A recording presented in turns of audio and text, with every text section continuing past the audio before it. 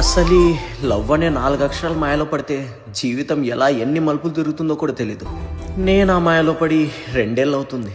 ఇప్పటి వరకు తను ఎక్కడ ఎలా ఉందో కూడా తెలియదు, కానీ తన జ్ఞాపకాలతో మొదలయ్యే నా రోజులెన్నో ఖాళీగా గడిచిపోయాయి. స్టిల్ ఇప్పటికీ తన కోసమే వెయిట్ చేస్తున్నా.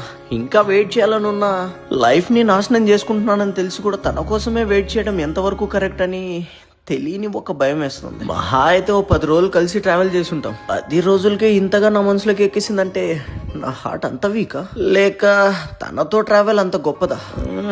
ఎన్ని ఏమనుకున్నా తను రాదు. ఇదే గట్టిగా మైండ్ లో ఫిక్స్ అయిపోయి నెక్స్ట్ ఏంటో ఆలోచించు.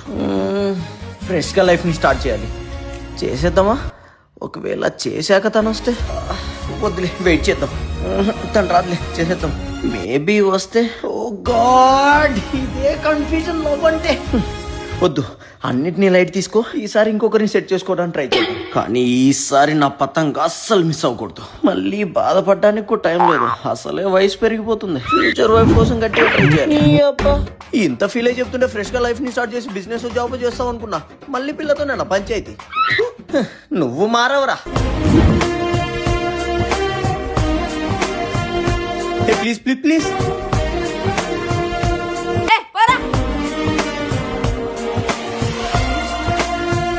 సంక్రాంతికి రావాల్సిన నా లవ్ పతంగ్ కొన్ని కారణాల వల్ల కొంచెం లేట్ అయింది. ఎలాగైతేనే దగ్గరలో మీ ముందుకు వస్తున్నా నా ప్రేమ పతంగ్తో, అదే లవ్ పతంగ్తో. Please wait and watch the new love journey of love పతంగ్.